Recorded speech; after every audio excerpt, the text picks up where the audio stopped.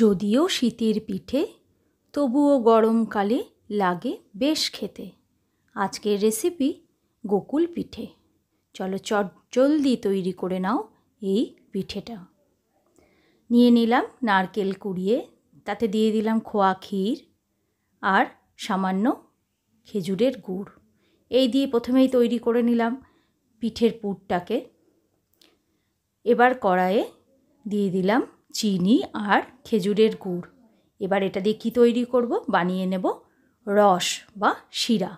খানিকটা জল দিয়ে এবার ভালো করে চিনি আর গুড়টাকে গুলে নাও। গুলে নিয়ে এবার এটাকে ছেড়ে দিতে হবে ফোটার জন্য।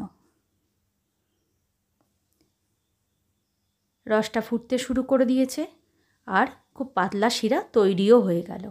এবার একটা বাসনে সামান্য ময়দা, তার সঙ্গে সামান্য 1 চিমটে লবণ আর সাদা তেল দিয়ে বেশ করে ময়ম দিয়ে ঘন দুধ দিয়ে গুলে একটা ব্যাটার তৈরি করে নাও। বেশ করে ঘুরিয়ে ব্যাটারটা তৈরি করতে হবে, যাতে কোনো লাম্পস না থাকে আর একটা স্মুথ সুন্দর ময়দার ব্যাটার রেডি হয়ে যায়।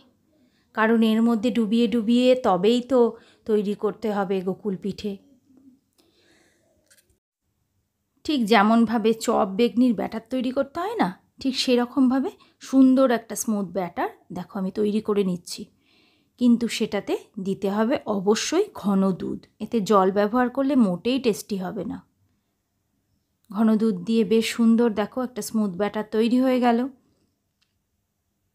এবার কড়াইয়ে দিয়ে দাও সাদা তেল, সঙ্গে খানিকটা ঘি দিতে ভুলো না। আর এই দেখো নারকেলের পুরটা নিয়ে হাতে গোল গোল করে পাকিয়ে ঠিক চপের মতন করে তৈরি করে নিলাম এর ভেতরের পুরটা, অনেকটা ঠিক প্যারার আকারে। এবার একটা করে এরম প্যারা তোলো আর ময়দার ব্যাটারে ডুবিয়ে দিয়ে গরম তেলে ছেড়ে দাও। খুব বেশি ছেড়ো না কিন্তু একসাথে, মোটামুটি 3-4টে, তেলের পরিমাণ অনুযায়ী ছেড়ো। এবার এগুলোকে হালকা করে উল্টে দাও। উল্টে বেশ কড়া করে ভেজে নাও। দুপাশটা যখন লাল লাল করে ভাজা হয়ে যাবে, এবার তুলে নিয়ে খেজুর গুড় দিয়ে আর চিনি দিয়ে যে শিরাটা বানিয়ে নিয়েছো তার মধ্যে টাপাস ফেলে দাও। আর এর থেকে রস টেনে এগুলো বেশ টইটুম্বুর গোকুল পিঠে তৈরি হয়ে যাবে। কি চটপট তৈরি করে ফেললাম। এই গোকুল পিঠের রেসিপিটা তোমাদের কেমন লাগলো আমাকে অবশ্যই কিন্তু জানাবে। আর ভালো লাগলে একটা লাইক করে দিও। আর আমার চ্যানেলটা তোমাদের যদি পছন্দ হয়ে থাকে তাহলে পরের ভিডিও পাওয়ার জন্য অবশ্যই সাবস্ক্রাইব করো।